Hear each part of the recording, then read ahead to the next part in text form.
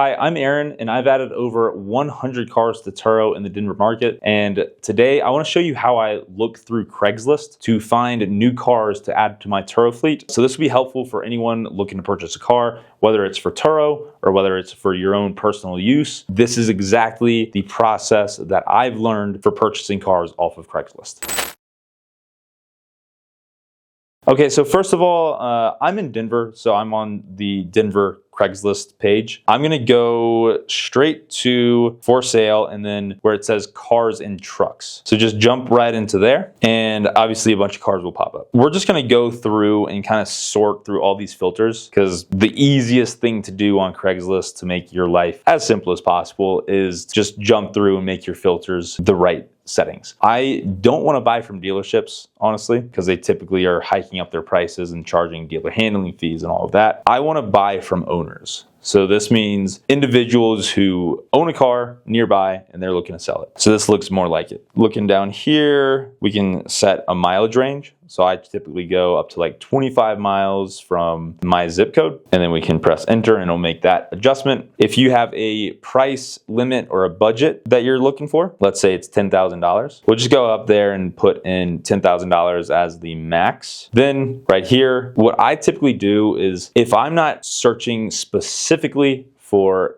one individual car, then I will go for a reliable brand and just see what cars pop up within my price range. Now for Turo, we want to make sure that the car has less than 130,000 miles. I personally want the car to have less than 100,000 miles though, which we might be hard pressed to find one at the $10,000 price tag, but it is worth a shot. And then the minimum year on Turo, it's going to be anything 12 years old or newer. So I'm just gonna go ahead and put in 2013 as the minimum year. Obviously, I'll let the max be as high as it can be. And then we're gonna just go here and put Toyota, because that is a reliable brand. The cool thing on Craigslist is that we can actually filter to only clean titles. Once that all looks good, then we're gonna go ahead and click apply. And you can see that there's no postings for the range that I've given it. So let's go ahead and just bump it up a little bit more to maybe $15,000. All right, so perfect. Now we have a few vehicles popping up that kind of fit within what we're looking at. So out of all of these and thinking about, what people would want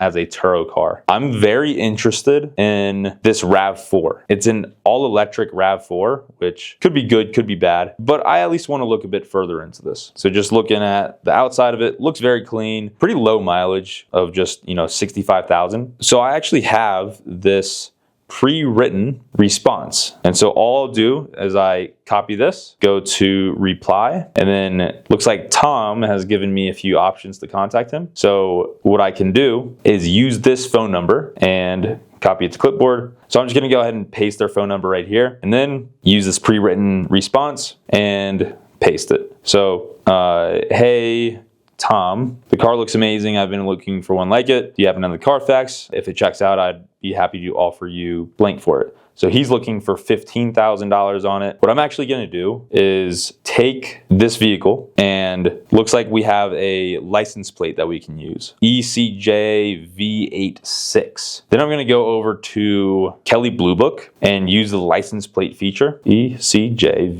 V86, and then we can pull up that as Colorado plates and we'll search for it. So great, we have found the car. I'm gonna go ahead and punch in the mileage. It was at 65,000 and we'll put in the zip code and go next. Now it's coming up with all of this. I believe it was silver. And I just try to fly through this. It's gonna be the same ballpark regardless of, kind of what I've put in here. What are you most interested in doing? It's gonna do this as if you own the car. So I'm just gonna put selling the car. We can continue and get our values. I'm just gonna skip straight through all of this unless you've seen anything crazy like damage on the car. I typically just mark them all as good off the bat, because good means it has repairable cosmetic defects or mechanical problems. So I'm just assuming that we'll find something that would bring it down to the good territory. So then you click next, then it's going to give you some information on, hey, you can get a cash offer. We'll just skip through that. Then it'll come up with the trade-in and private party values. So when I'm trying to make an offer to purchase the car,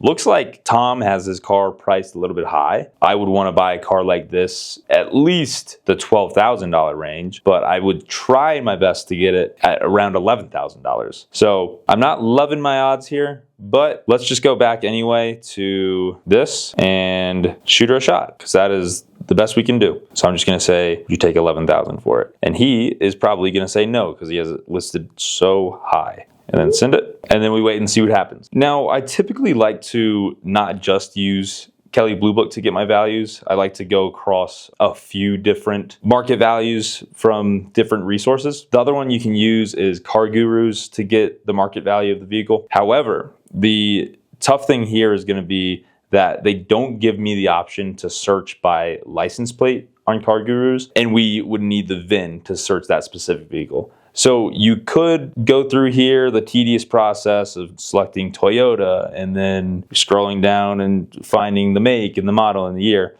and trying to get as accurate as possible. However, the third resource that you can use for the market value of the vehicle is going to be Carfax. And they do allow you to search by license plate. So what I'll do is I'll take that same license plate from over here, copy and paste it into here, and then put the state. And then you're also gonna have to put in your zip code. And then this will also give me the estimated value based on that license plate. And we can adjust it to be fair condition or excellent condition, and it'll adjust accordingly. And so those are the two resources you can use if you only have the license plate and state of the vehicle. All right, and then I wanna jump right back into Craigslist real quick to show you what I do if I have a few more options showing up. So let's just go crazy and raise it up to $30,000 as my top end. So we're gonna get a lot more options to choose from. And then what we're gonna do is, I'm on a Mac, so what I do is I hold the command button, and every single car that I like the look of, I'm gonna hold command and then select it. Which you can't see right now, but I can just click over to that, and I still have all of my results up, filtered exactly how I like it. So I would do that. And now I can go through all these cars all at once and replies to these individuals, whether they have the email or if they have text available, then I would prefer to go that route. But this will make it a lot easier for you to just use this pre-written response, copy, paste, send, paste, send. So if you're repeating this enough times, you will find something that is within that market value or below the market value. And once you do find something like that, that's when I would recommend FaceTime the seller, see the car before actually going out, and then go out to the car in person and see if there's any other issues with it. And every single step of the way, you're negotiating. So on the FaceTime, you're negotiating the price down. Once you initially see the car in person, you're getting the price down. Make sure you have a pre-purchase inspection set up so that you get it inspected and bring the price down again based on their findings. And that's kind of how I go through the process of finding a car on Craigslist, getting in touch with them, getting somebody that will give me a price that I'm happy to go forward with, and then negotiating along the way, and then getting a car that is incredible value for my fleet. So I hope this was helpful. If you have any extra questions or need clarification on anything, just let me know and I'm more than happy to help out.